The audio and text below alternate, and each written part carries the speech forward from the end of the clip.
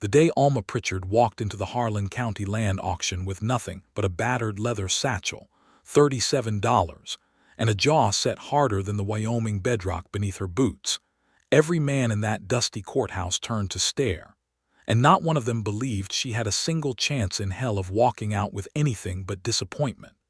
It was the spring of 1882, and the Wyoming Territory was the kind of place that chewed up the unprepared and swallowed them whole.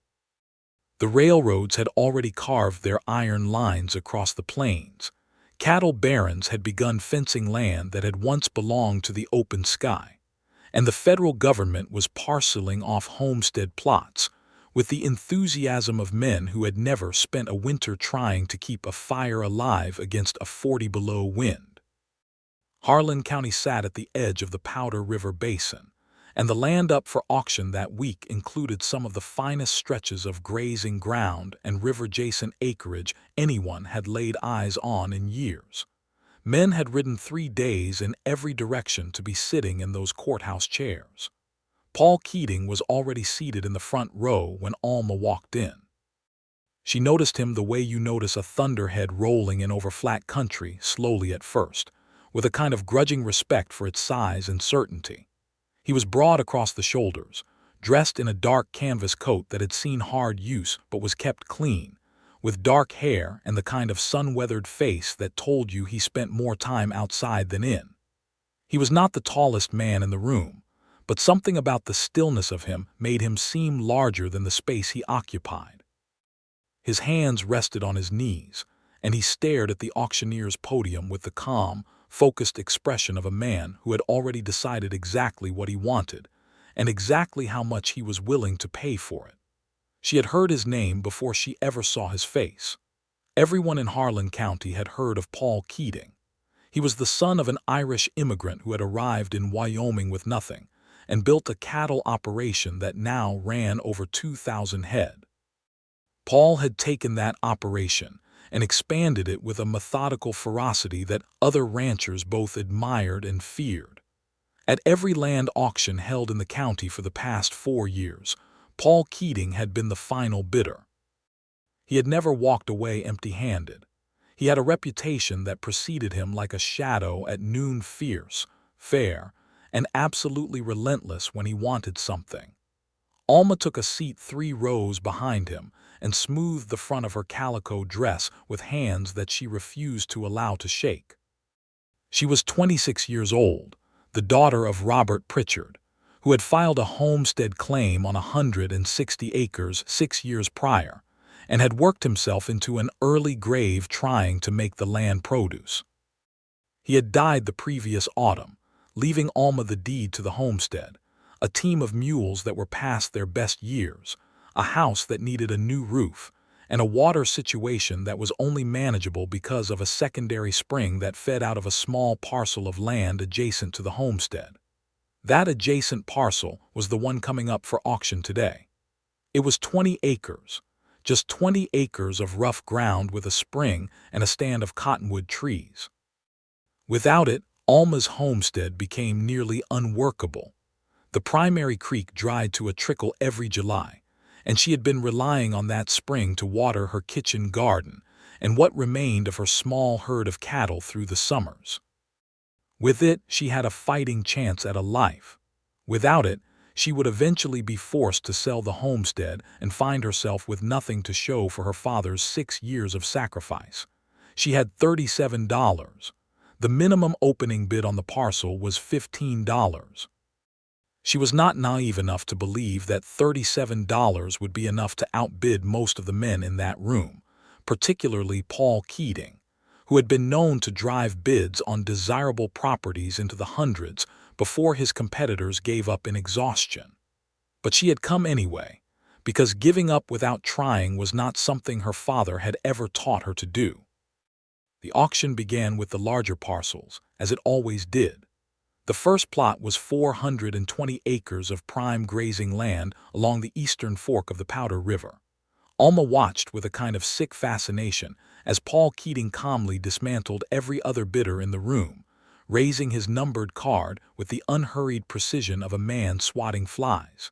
He paid $180 for that parcel without so much as a change in his expression.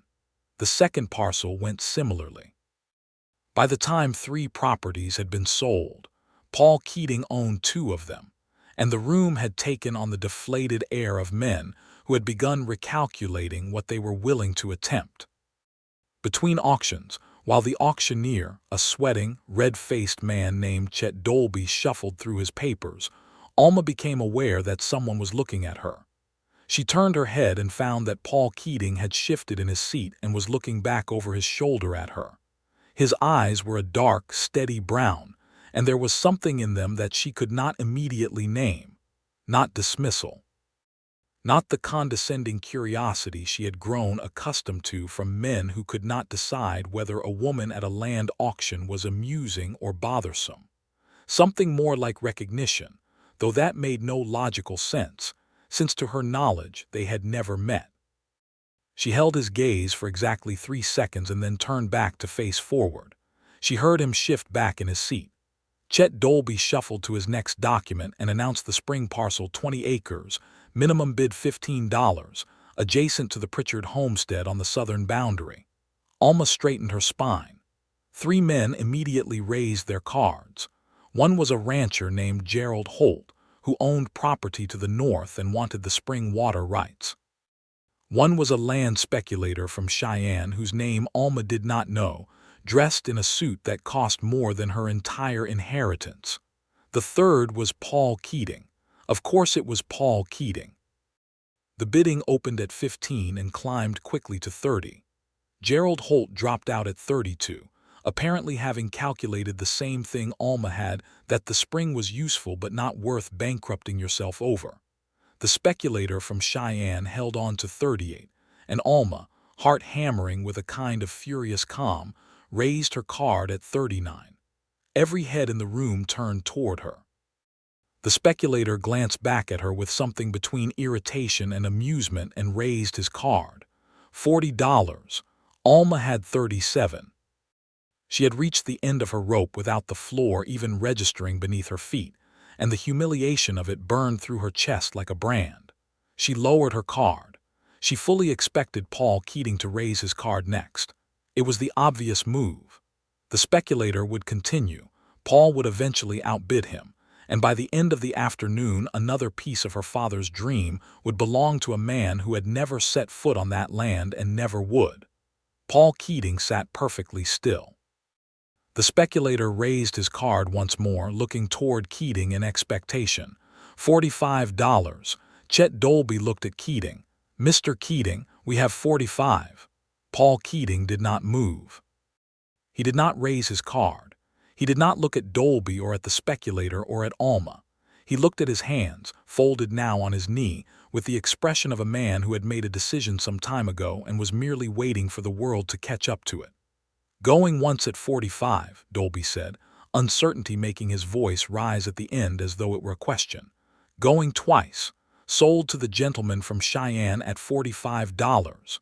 Alma's chest caved. She pressed her hands flat on her thighs and breathed through the disappointment with the focused effort of someone determined not to cry in public. But something about what had just happened did not quite fit together. Paul Keating had not bid. Paul Keating, who never walked away from an auction without the property he wanted, had looked at a 20-acre parcel with a functioning spring and simply put his card down. She watched him from the back of the room for the remainder of the auction. He purchased one more property, a larger parcel to the north, and then sat quietly through the remaining lots, making no further bids. When Dolby finally gavelled the auction to a close, and the room began to dissolve into the movement of men congratulating or commiserating with one another, Alma gathered her satchel and made for the door with the grim efficiency of someone who had places to be and grief to manage in private. She was almost through the door when she heard her name. "Miss Pritchard." She turned. Paul Keating was standing 6 feet away, hat in hand, with the kind of careful posture that men adopted when they were trying to signal that they meant no threat. Up close, he was younger than she had initially estimated, 31 or 32, she would later learn. The steadiness she had noticed from across the room was even more apparent at close range. He was not performing calm. He simply was calm, the way a deep river is calm on its surface regardless of what moves beneath. "Mr. Keating," she said, because she was not going to pretend she did not know who he was. "You were bidding on the spring parcel," he said. "It was not a question." "I was." "You live on the Pritchard homestead, adjacent to that parcel." "I do." He turned his hat in his hands once slowly, as though he were working through something. "I know about the spring. I know what it means to your operation. I want you to know that the situation is not necessarily finished." She regarded him with the level, assessing look that 6 years of managing a struggling homestead had given her. "Mr. Keating, the parcel sold to a man from Cheyenne who has no use for it except profit. That is precisely the situation that is finished. The speculator's name is Aldous Webb. He is not a patient man.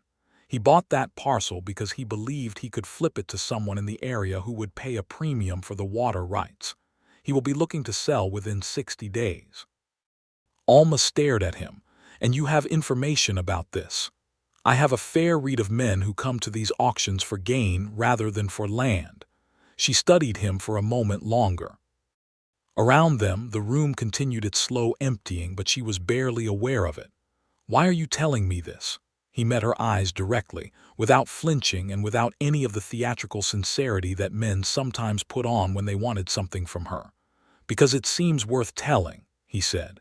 And then, quietly, "and because I know what it is to watch something your father built come apart from outside pressure." It was an unexpected thing for him to say. Alma's mother had died when Alma was 9, and her father's long illness had meant that, for the past 2 years, she had managed the homestead largely alone. She was not accustomed to being seen in the particular way that Paul Keating's words suggested she had just been seen, and it unsettled her in a way she did not have the vocabulary for in that moment. "Thank you," she said, because it was the honest and appropriate response. He nodded once, put his hat back on, and walked out through the courthouse door before she did. She stood in the doorway for a long moment, watching the tail of his dark coat disappear around the corner into the bright spring afternoon, and she thought that whatever just happened, she did not yet know what to make of it. Over the following week, Alma threw herself back into the work of the homestead with the focused desperation that had become her primary mode of operation. She had 2 ranch hands brothers named Ira and Jules Stanton, both in their mid-20s, both loyal and capable but not wealthy enough to work for free, and a running tally of tasks that never seemed to shorten regardless of how many hours she put in. The cattle needed moving to the north pasture. The fencing along the east boundary had been knocked over by a late spring storm. The roof of the main house still had the leak that had started in October and had gotten more ambitious with each passing month, and her kitchen garden needed planting before the season left her behind. She did not allow herself to think about Paul Keating. She thought about him constantly. It was not that she was naive or given to romantic speculation. Alma Pritchard was neither of those things. It was that his behavior at the auction was a puzzle, and her mind, which was the organized, practical kind of mind that naturally worked puzzles, kept returning to it the way a tongue returns to a broken tooth. He had not bid. Paul Keating, who outbid everyone at every auction, had not bid on a small but strategically significant parcel of land, and he had then gone out of his way to tell her something useful about the man who had. On the 8th day after the auction, she was mending fence along the southern boundary when she heard the sound of hooves on the dry ground and looked up to find Paul Keating riding toward her on a buckskin gelding that moved with the easy economy of a well-trained horse. He was alone, no ranch hands following behind, and he rode with the comfortable, upright seat of a man who had spent most of his life on horseback. He pulled up at the fence line and swung down from the saddle with a single, fluid motion that Alma noticed with more appreciation than she intended. "Miss Pritchard," he said, removing his hat. "Mr. Keating." She set down the wire stretcher and straightened up, pushing a strand of dark hair out of her face. She was not at her most presentable. She was in her working clothes, her boots were muddy, and she had a scratch on her forearm from a barbed wire argument she had lost 20 minutes prior. But she was not the sort of woman who apologized for the state of herself when she was in the middle of honest work. He seemed entirely unbothered by any of it. "Aldous Webb is staying at the Hartley Hotel in town," he said. "He has already made inquiries about selling the spring parcel. Gerald Holt offered him $50 and Webb turned it down. He's looking for 60. Alma did the arithmetic quickly and quietly. $60. She had 37. She needed 23 more dollars, which was not a sum she could produce in 60 days without either selling cattle. She could not afford to lose or borrowing money from the county bank at interest rates that would strangle her operation inside of a year. "I don't have $60, she said plainly, because there was no point in pretending otherwise. He nodded as though he had already known this. "I have a proposal for you, and I want you to hear it fully before you respond." She watched him steadily. "All right. I will front you the difference, $23 as a loan at no interest, payable whenever the land and your operation permit it. You approach Webb, negotiate as close to 50 as you can manage, and if he will not go below 60, you use the full amount. The spring stays with the Pritchard homestead, and I hold a simple promissory note for $23 with no timeline pressure." The silence that followed was long and weighted. A meadowlark called from somewhere in the grass behind her and was answered by another one further off. The breeze moved through the new spring grass with a sound like distant water. "Why," she said, "I told you. That speculator will sell to Holt if you don't move, and Holt will fence the spring out of your access. Your homestead cannot survive that." "Mr. Keating," she said more carefully now, "I am asking why it concerns you what happens to my homestead." He was quiet for a moment. He turned his hat in his hands. She noticed this was something he did when he was thinking, and then he looked at her with the direct, unhurried gaze that she was beginning to understand was simply his natural way. "Your father worked that land for 6 years," he said. "I knew Robert Pritchard slightly. Not well, but enough to know that he was a fair man who did things the right way. It would be wrong for his work to be undermined by a speculator who has no interest in the land itself, and it would be wrong for you to lose something that is rightfully the foundation of your life because of a gap of $23. She stared at him. "That is a very decent reason," she said finally. "I hope so," he said, with something at the edge of his mouth that was almost a smile, and then decided not to be quite yet. She thought about it for the remainder of the day, turning it over while she finished the fence and made supper, and sat on the porch in the purple twilight with a cup of bitter coffee she could not quite afford to make strong. She was not accustomed to accepting help, particularly from men she barely knew, and there was an instinct in her that bristled at the arrangement on principle. But the spring was too important, and principle without pragmatism was a luxury she could not afford, and something about Paul Keating's offer did not carry the weight of manipulation that she had learned to detect when men presented themselves as generous while meaning to be something else entirely. In the morning, she saddled her mare and rode into Harlan. She found Aldous Webb at the Hartley Hotel, exactly as Paul had said, eating a late breakfast with the proprietary ease of a man who considered everywhere he sat to be his territory. He was perhaps 50, soft in the way of men who worked with paper rather than land, with a silk neckerchief and small, calculating eyes. Alma sat down across from him, put her satchel on the table between them, and made her offer without preamble. "Mr. Webb, the 20 acres you purchased at the county auction on the 14th. I am prepared to pay you $55 for it this morning, in cash." Webb set down his fork and regarded her with the assessment of a man who was deciding how much trouble this was worth. "It's worth 60, miss."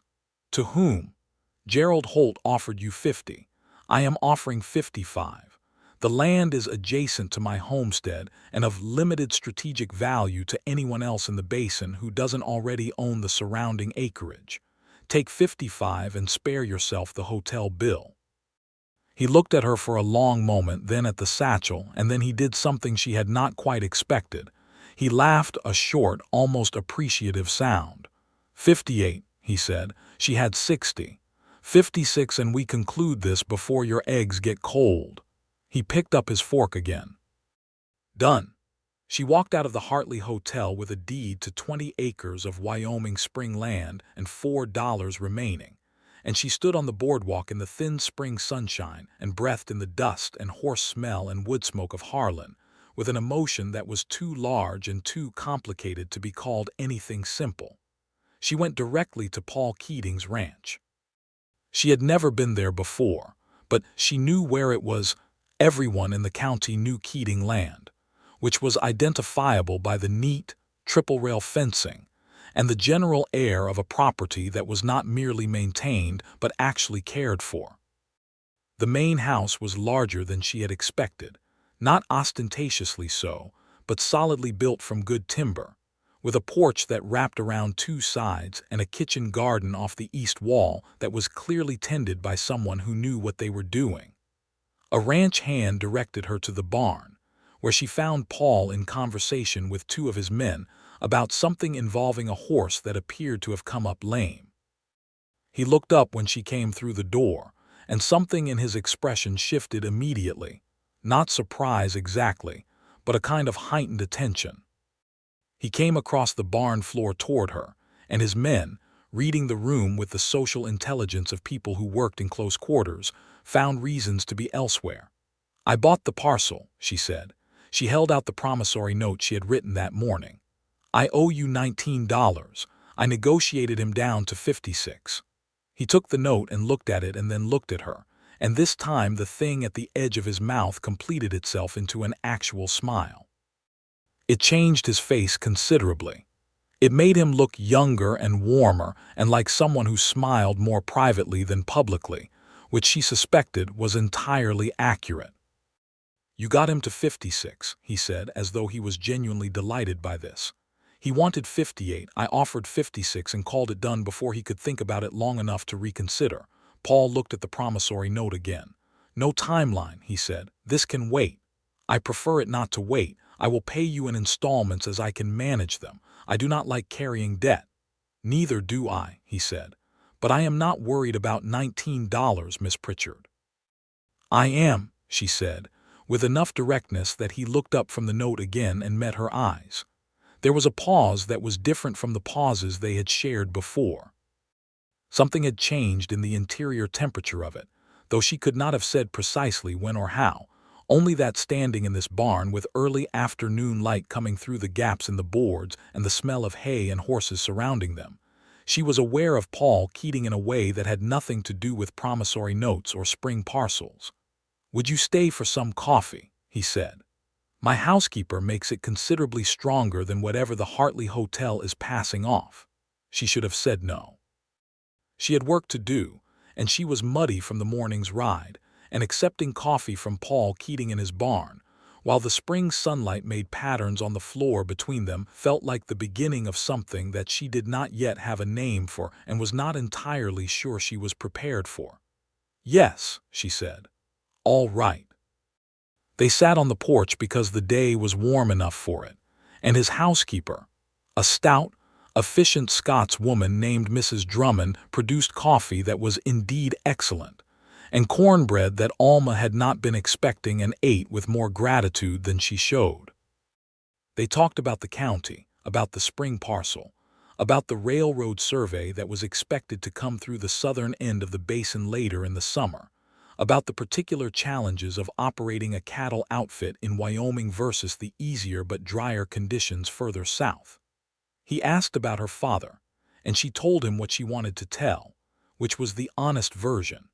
Robert Pritchard had been a good man and a hard worker who had trusted too long in seasons that did not reward trust. He had arrived in Wyoming Territory in 1876 with the particular optimism of a man who had read government pamphlets about homesteading and had not adequately accounted for the difference between pamphlet Wyoming and actual Wyoming.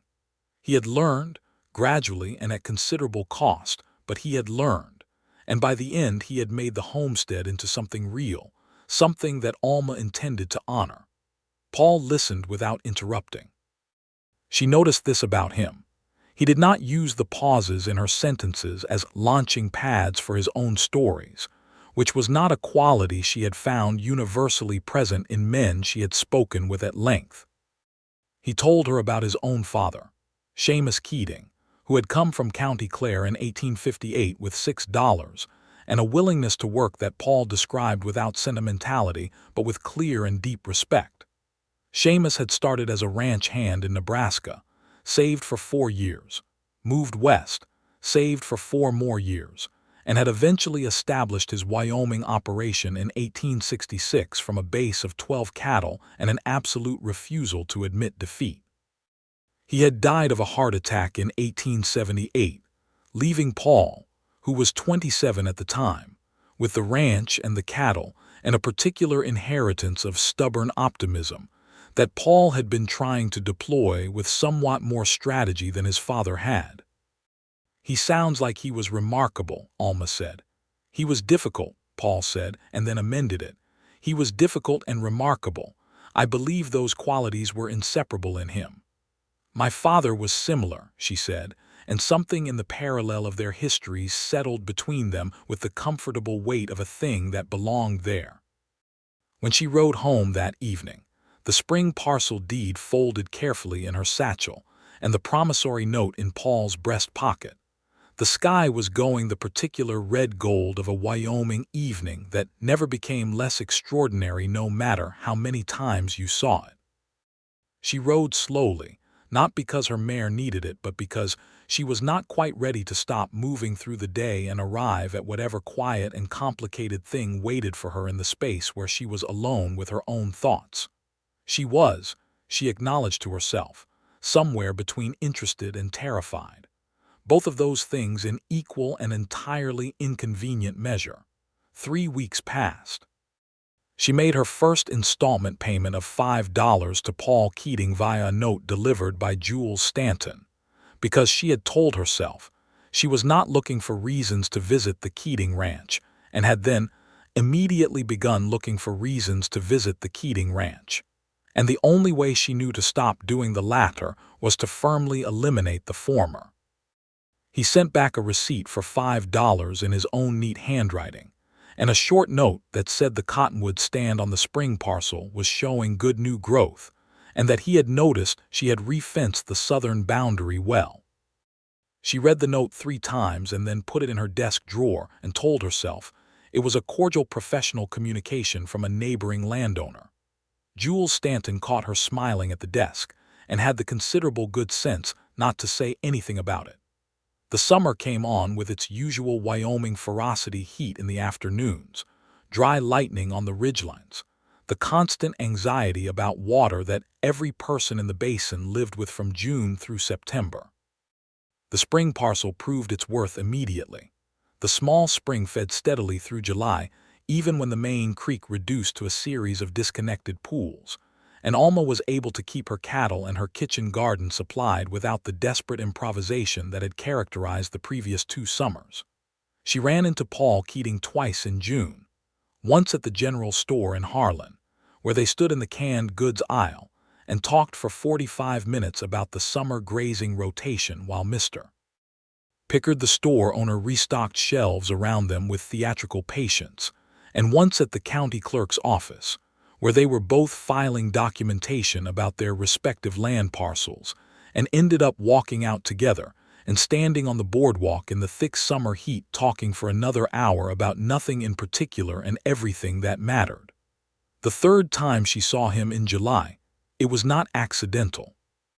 He rode up to the homestead on a Saturday afternoon when the heat had broken somewhat, and the light was the heavy gold of late afternoon, and he had with him a young woman he introduced as his cousin, Alma Pritchard, who had arrived from Ohio for a summer visit and appeared to be approximately 22, with bright eyes and a forthright manner that Alma immediately liked.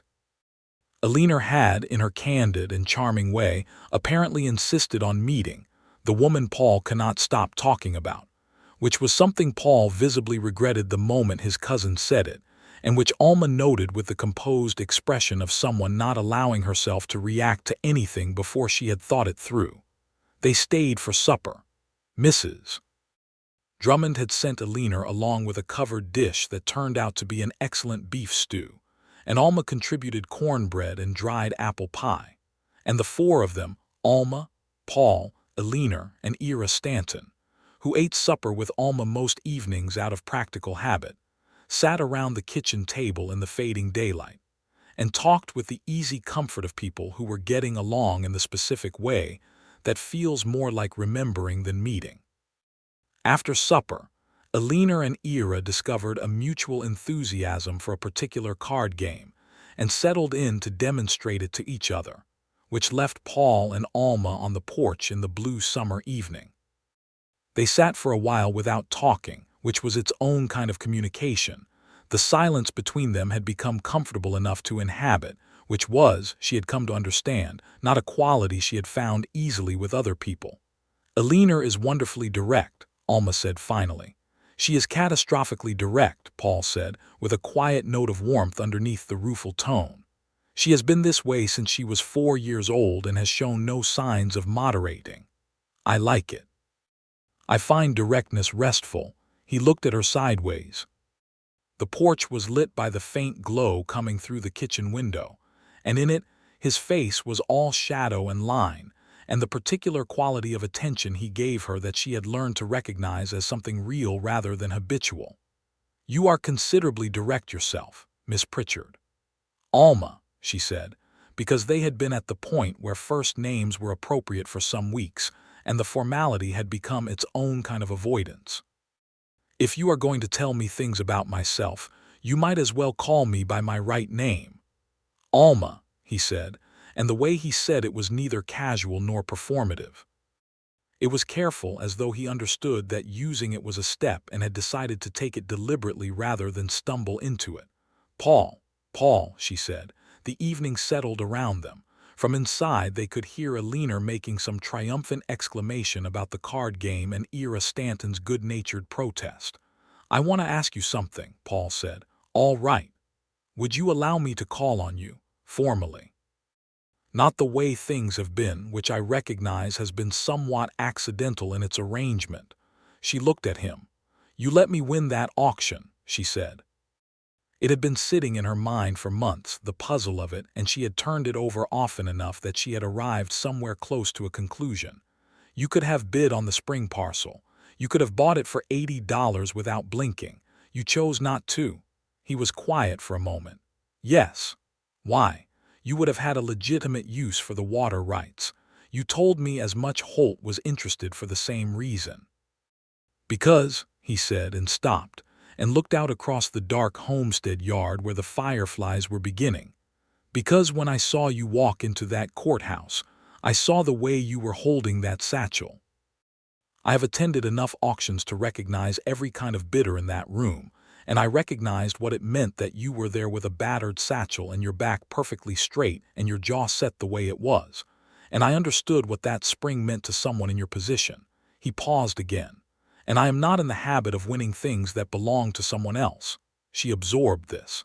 You made a decision about me before you had spoken 2 words to me. I made an observation, he said. The decision came after. What decision? That I wanted to speak more than 2 words to you, he said quietly. She looked out at the fireflies. Her heart was doing something she recognized as inconvenient in its timing and its intensity, and she found she did not much care. You may call on me, she said, formally, as you said. She heard the quiet exhalation that might have been relief. Good, he said.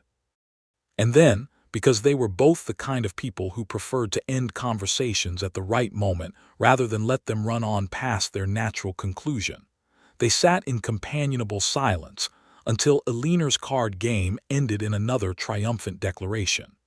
And the evening resolved itself into good nights and departing hoofbeats, and the sound of the homestead settling into the wide, star-heavy Wyoming night.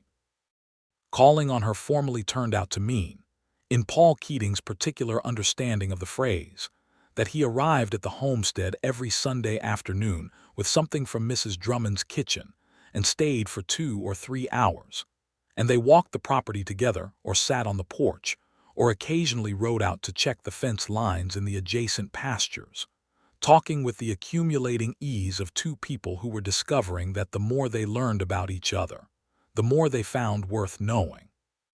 He was not a romantic man in the conventional, overwrought sense. He did not write her poetry or present her with elaborate bouquets.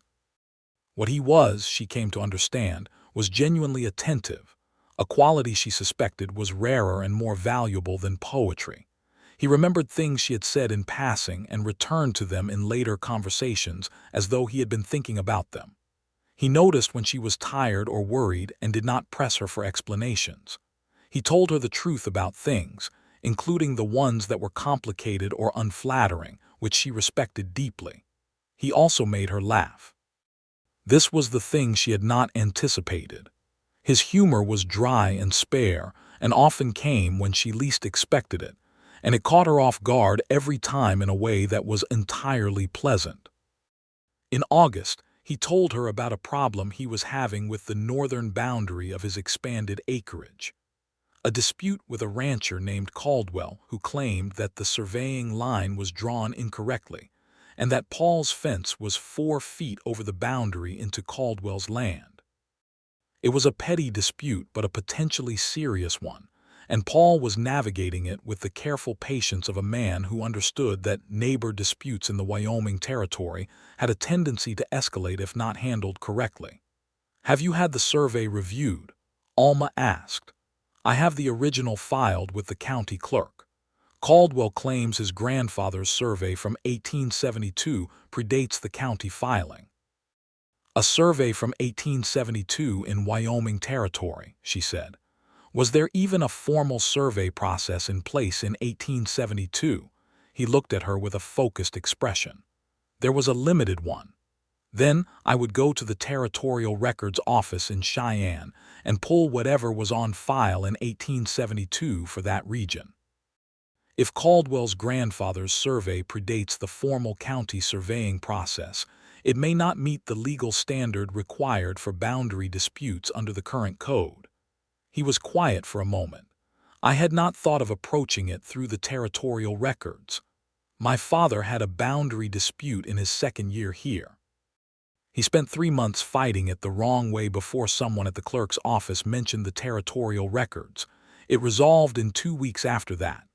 Paul looked at her with an expression she had not seen on him before, which was the particular expression of someone who has just been given something genuinely useful by someone they already thought well of. "Thank you," he said. "It may not work," she said, "but it is worth the trip to Cheyenne." He made the trip. The 1872 survey predated the formal county process by 18 months and did not meet the legal standard. Caldwell's claim was dismissed at the county level within the month.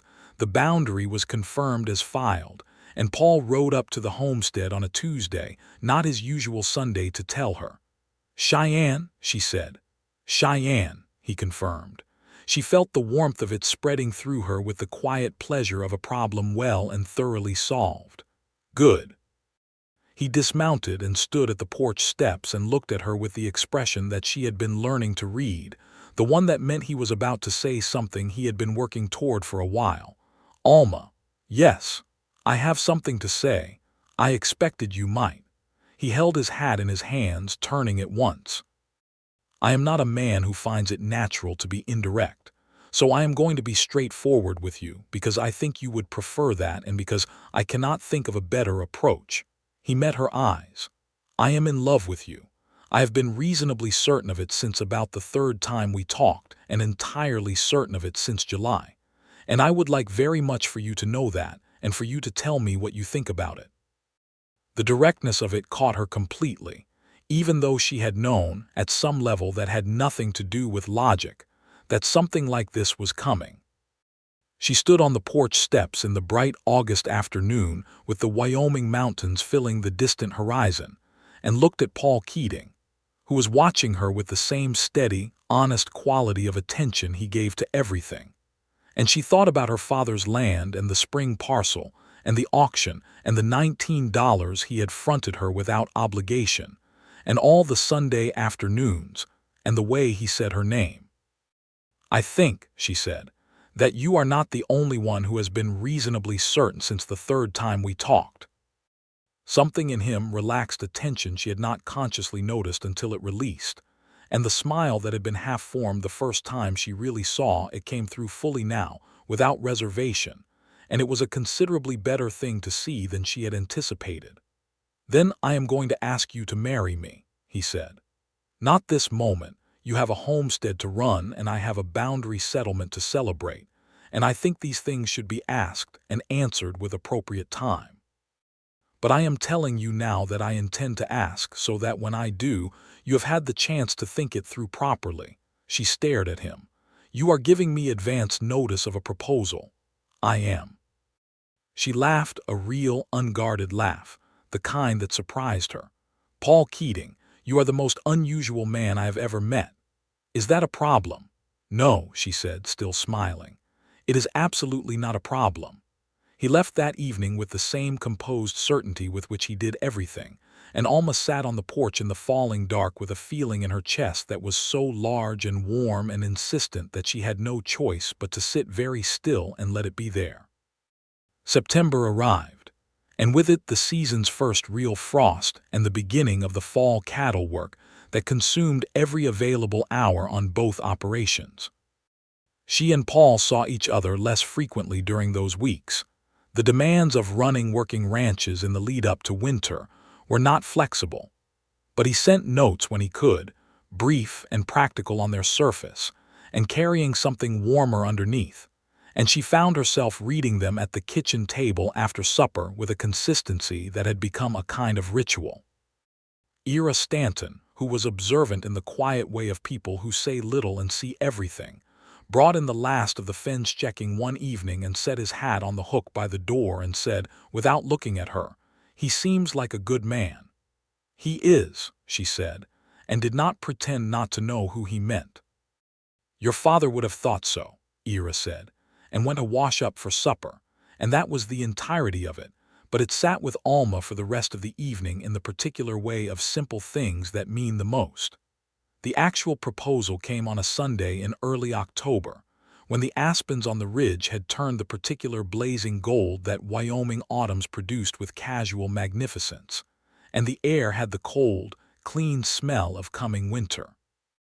Paul arrived at his usual time, and they walked the property as they sometimes did, out to the spring parcel where the cottonwoods were also turning, dropping their yellow leaves onto the surface of the small spring pool in ones and twos. He stopped at the edge of the spring and looked at it for a moment, and then at her. "I said I would ask you properly," he said. "You did." He produced a ring from his coat pocket, a small, plain gold band with a modest stone that was clearly real rather than decorative, chosen with the taste of a man who understood the difference between genuine and showy. "This was my mother's," he said. "She wore it from 1861 until she died in 1874. I have been saving it for the right reason." He looked at her with everything in his face that he usually kept quiet and still. "Alma Pritchard, will you marry me?" She looked at the ring and then at him, and then at the cottonwoods dropping their gold into the spring pool, and she thought of her father's years of work and the battered satchel and the courthouse and the fierceness with which she had raised her card, and the measured, deliberate way that Paul Keating had lowered his. "Yes," she said, "I will." He slid the ring onto her finger with hands that were not quite steady, and she noted this with a tenderness that she felt in her chest like the first note of a song she already knew all the words to. Then he took her hands in his and held them, both of them standing at the edge of the spring in the October gold, not speaking, because the moment did not need speech. She kissed him first. She was, after all, the kind of woman who preferred directness, and she had been thinking about it for what felt like months. He responded with a warmth and a gentleness that was exactly what she had expected and still more than she had imagined, and the aspens went on being gold around them without any interest in their own role in the scene. They were married in November in the Harlan County church, on a day of hard, clear cold when the sky was the deep blue of winter, and the ground was iron frosted, and the whole world looked like it had been cut from glass. Alina Fitch came from Ohio for it and cried happy tears that she was entirely unembarrassed about. Ira and Jules Stanton stood in their best shirts and looked pleased. Mrs. Drummond produced a wedding supper that was talked about in the county for the better part of a year.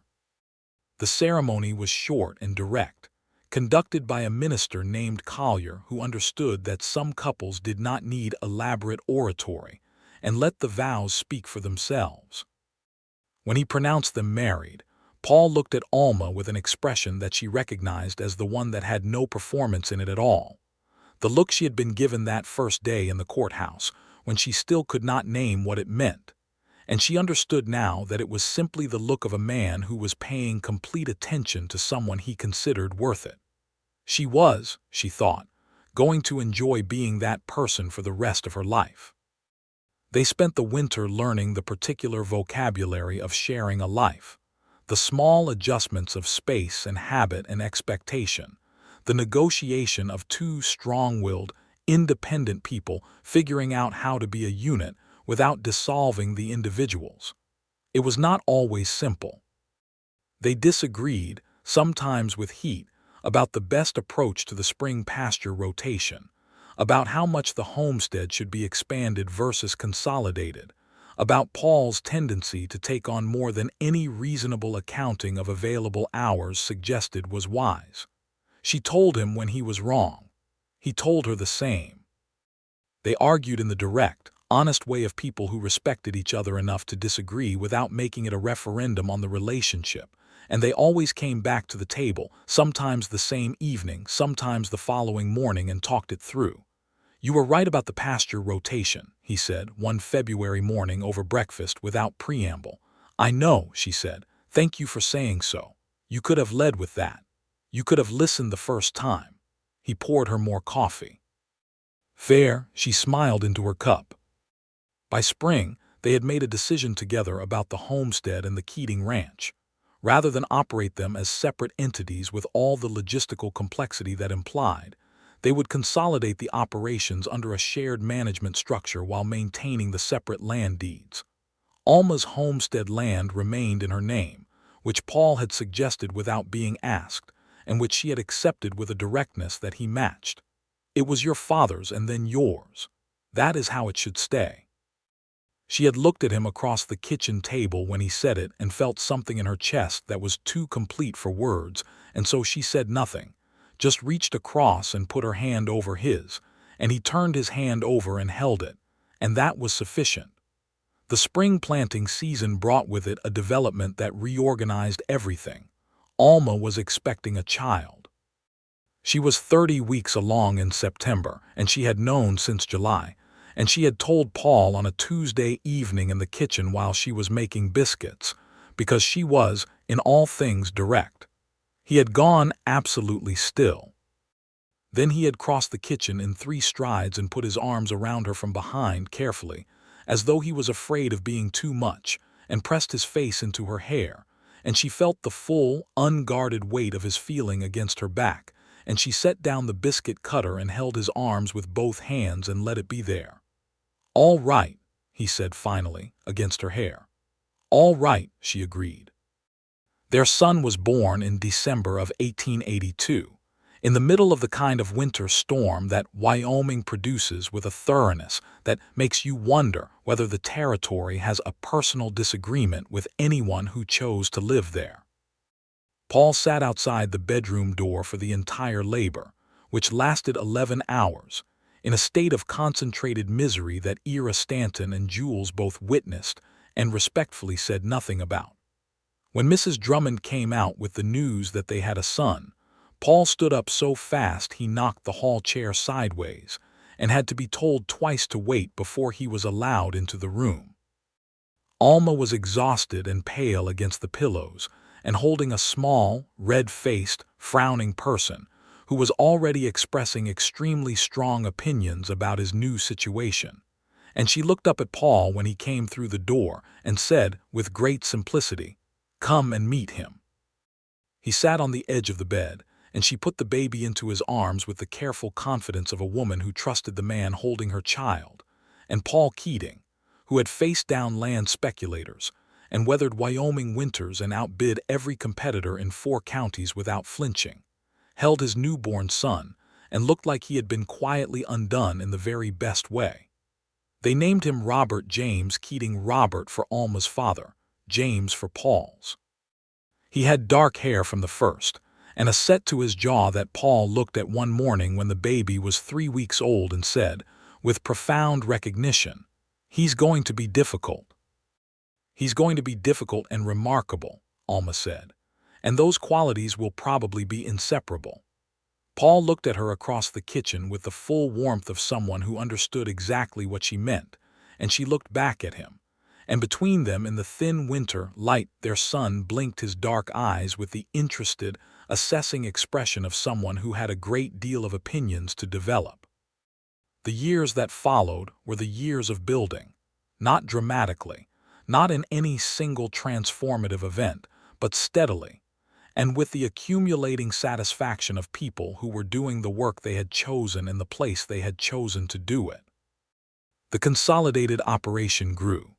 Paul's northern acreage continued to produce well, and the spring parcel, that 20 acres that had cost Alma everything she had, and Paul $19, became the heart of the summer cattle management, the dependable water source around which the whole grazing rotation was organized.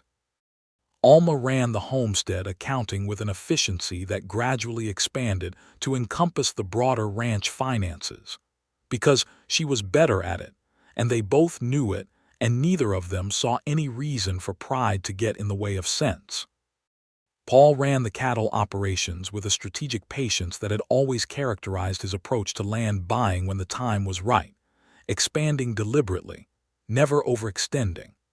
They hired 2 additional hands as the operation grew, good men, recommended by neighbors they trusted, and Alma established a kitchen garden of such productive ambition that it became a local point of interest, providing vegetables for the homestead and surpluses for trade in Harlan.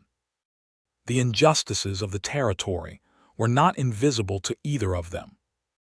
They watched what was happening to the native peoples of Wyoming with an awareness that was quieted only by the distance between them and the violence of the dispossession, and that distance did not make them comfortable with it. Paul had a particular opinion about the cattlemen's associations that were beginning to exercise what he saw as illegitimate power over land rights and water access in the basin, the kind of organized pressure that benefited the large and well-connected at the expense of the small and independent, and he said so clearly and consistently at the county meetings where such things were debated. It made him some enemies. He was not troubled by this. "A man without principled enemies," he told Alma once, "has not committed to any position worth holding."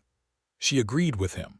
She also had principled enemies, mostly among the men who found a woman managing ranch finances and participating in county land discussions to be an affront to the proper order of things. She handled them with the same level, unhurried directness she gave to everything else that needed confronting. Alma Pritchard came back to Harlan in 1884, this time permanently, having decided that Ohio was extremely pleasant, but that Wyoming was extremely interesting, and having accepted a position as the new schoolteacher in Harlan. She boarded with the Keatings initially, which filled the house with her bright, catastrophically direct personality, and she and Alma developed the kind of friendship that is built on genuine recognition of compatible values expressed in completely different styles. Alma also, in the fullness of time, married Ira Stanton, which delighted exactly everyone and surprised no one who had been paying attention. In 1885, their second child arrived, a girl they named Clara Louise. She arrived in spring, in better weather than her brother had chosen, and from her earliest weeks she was entirely unlike Robert in temperament. Where Robert was opinionated and energetic and wanted to know how every mechanical object worked, Clara was observant and patient and collected information about the world with a quiet thoroughness that reminded Alma sometimes of Paul and sometimes, in unexpected moments, of her own father. Robert was 3 when Clara was born, and he regarded her with the mixed feelings of a child whose primary arrangement of the universe had just been adjusted. He adjusted over the following months, and by the time Clara could sit up and respond to being spoken to, he had appointed himself her primary consultant on all subjects, which Clara accepted with the polite skepticism of someone who was already doing her own assessment. Paul watched his children with a quality of love that he expressed in action rather than declaration. In the particular patience he showed when Robert wanted to understand how the barn door mechanism worked, in the way he carried Clara on his shoulders when they walked the property so she could see further, in the bedtime stories he told that were always too long and always entirely absorbing. Alma watched him doing these things and felt the full and complex architecture of her life.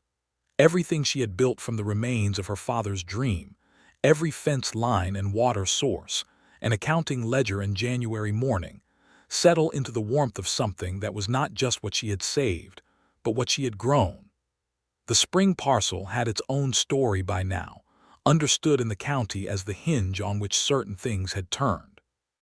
Other people knew the broad outline of it, that Alma Pritchard had gone to the auction alone and bid against men with deeper pockets and come away with what mattered. The fuller version, Paul's deliberate restraint, the $19, the negotiation with Aldous Webb, was known to fewer people, and those people had the good sense to regard it as the particular and private thing it was. The $19 were paid off by the spring of 1884, in a single final installment that Alma delivered in person, because she had always preferred to close accounts face to face. Paul marked it paid in his own ledger, and then handed her the promissory note to do with as she liked. She kept it. She put it in the same desk drawer where she had kept his first note about the cottonwood trees showing new growth, and the drawer held them together with the accumulating small documents of a shared life, and she thought that was precisely the right place for them. By 1886, the Keating operation was among the more stable in the basin, not the largest, not the most aggressive, but recognized as soundly managed and consistently productive. Paul had a reputation in the county that was different from the one he'd carried before his marriage, still fierce when fierceness was appropriate, still absolutely clear about what he wanted and how he intended to pursue it, but also known as a fair dealer and an honest neighbor, and a man who extended credit without interest to young homesteaders who reminded him of something he recognized. He did not talk about this last quality much. Alma noticed it in the ledger and in occasional comments from people in town, and in the particular way that certain young families in the county regarded Paul Keating with the specific gratitude of people who had been given a breathing room they had not been able to earn on their own.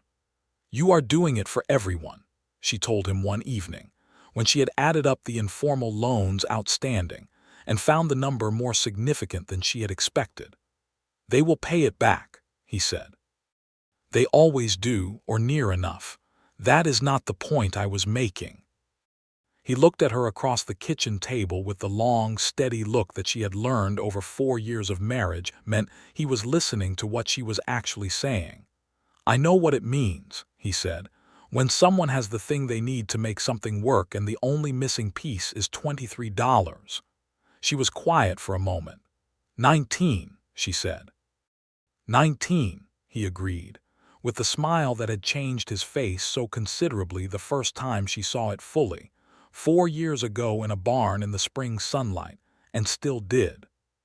She reached across the table and covered his hand with hers, and he turned his hand over and held it, as he always did, with the same quiet certainty that characterized everything he did when it mattered. In the summer of 1887, Robert, who was now 5 years old and had developed a deeply informed interest in horses that suggested a professional future nobody was going to be surprised by, talked his father into teaching him to ride on his own. This was accomplished through a campaign of such sustained, cheerful, remorseless persuasion that Paul told Alma privately it was the most effective negotiation he had witnessed in years. "He gets it from you," Paul said. "He gets the stubbornness from you," Alma said. "I simply know when to use it." Robert's first independent ride on the smallest, most placid horse on the property was witnessed by both parents, Clara on Alma's hip, all four of them in the paddock in the summer morning, and Robert's expression of fierce, concentrated triumph as he completed the circuit was something that Alma stored in the part of her memory that held the things too important to risk misremembering. Clara, for her part, watched her brother with the interested, collected attention that was entirely characteristic of her, and then looked up at Alma and said, in the clear, considered voice that she already had it too, "Me too." "Not yet," Alma said. "Soon," Clara negotiated. "We'll see," Paul said, which Clara correctly interpreted as closer to yes than no and accepted as a favorable outcome. The summer of 1887 also brought the resolution of a dispute that had been simmering in the county for 2 years, the question of water rights along the Powder River, and whether the large cattle associations had the right to restrict access for smaller homesteaders under the pretext of managing the watershed. Paul had been vocal about this at county meetings for the better part of 2 years, and when the territorial court issued a ruling in October that affirmed the public access rights to the river water, he came home to tell Alma with a satisfaction that was quiet but deep. "Well," she said when he had finished explaining the ruling. "Well," he agreed, "your father's operation would have been strangled in the first years without that water access." "Yes," Paul said, "most of them would have been." She nodded. The injustice of what the large associations had been attempting was the kind of thing that made her angry in a slow, thorough way that did not diminish with time, and the ruling was the kind of resolution that was satisfying not because it was complete. These things were never complete, but because it was correct, and being correct was its own small redress. They were sitting on the porch when he told her, in the evening, the same porch where they had first really talked 4 years earlier, and the light was going the same red gold it went every evening in Wyoming with its casual magnificence. Clara was asleep inside. Robert was in the barn helping Jules with something that involved a great deal of earnest hammering. Alma leaned her head against Paul's shoulder, and he put his arm around her, and they watched the light change over the homestead, the land that had been her father's, the spring parcel with the cottonwoods at the southern boundary, the fencing she and Ira had mended so many years ago, the kitchen garden that was now 4 times the size it had been when she came to the auction with $37 and her back perfectly straight. "I want to tell you something," she said. "All right." She turned her head to look at him. He was 40 now, and there was more gray at his temples than there had been, and the weathering of Wyoming years was in every line of his face, and she looked at him with the complete and unguarded attention that she had been giving him since she first understood what she felt and said, "You are the best decision I have ever made." He looked at her for a long moment. "I think I am the one who made the decision," he said, with the dry, spare humor that still caught her off guard. "You gave me advance notice of a proposal," she said. "I made a fully informed decision." "Fair," he said, and then more quietly, "You are the best thing in my life, Alma. I want that to be clear." "It is clear," she said. "It has always been clear." He pressed his lips to the top of her head, and they sat together on the porch in the changing light while Wyoming settled around them into the deep blue of evening. The following spring, Alma discovered she was expecting again. She told Paul in the kitchen as before, but this time with more confidence in the delivery. She had done this before. She knew the territory. Paul's response was the same in its essence and different in its expression. This time, instead of standing very still and then putting his arms around her, he looked up from his coffee with an expression of such immediate and uncomplicated delight that she laughed before she could compose herself. "A third," he said. "A third," she confirmed. He reached across the table and took her hand, and his smile was the full, unguarded one, the one that had always been considerably better than she had anticipated. "Good," he said. "Good," she agreed. Robert, informed of the incoming sibling, spent approximately 3 days processing the information and then announced that it should be a boy, because he had plans for a younger brother that were going to be extremely productive. Clara, informed separately, said nothing for a full 2 minutes and then said, with the measured certainty of someone who had given the matter appropriate consideration, that she would like a sister. "We will see what arrives," Alma told them both.